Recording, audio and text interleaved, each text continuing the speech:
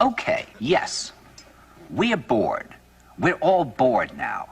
But has it ever occurred to you, Wally, that the process that creates this boredom that we see in the world now may very well be a self-perpetuating, unconscious form of brainwashing created by a world totalitarian government based on money, and that all of this is much more dangerous than one thinks, and it's not just a question of individual survival, Wally, but that somebody who's bored is asleep, and somebody who's asleep will not say no?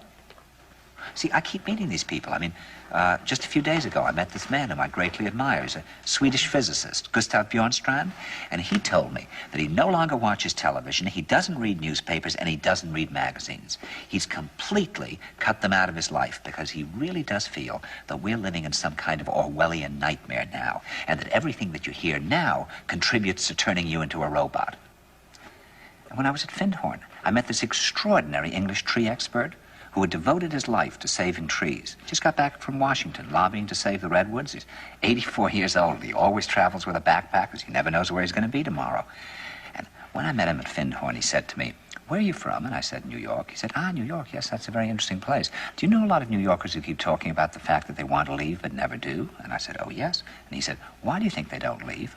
I gave him different banal theories. He said, "Oh, I don't think it's that way at all."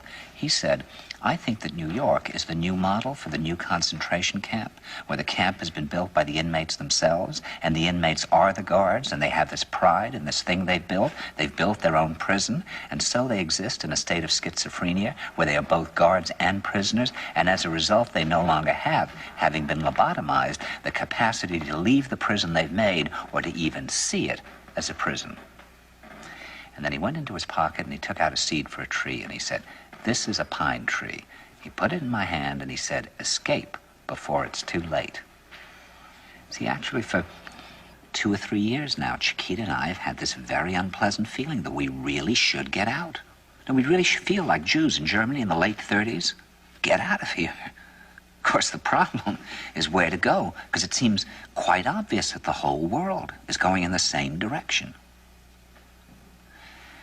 See, I think it's quite possible that the 1960s represented the last burst of the human being before he was extinguished, and that this is the beginning of the rest of the future now, and that from now on there'll simply be all these robots walking around, feeling nothing, thinking nothing, and there'll be nobody left almost to remind them that there once was a species called a human being, with feelings and thoughts, and that history and memory are right now being erased, and soon nobody will really remember that life existed on the planet.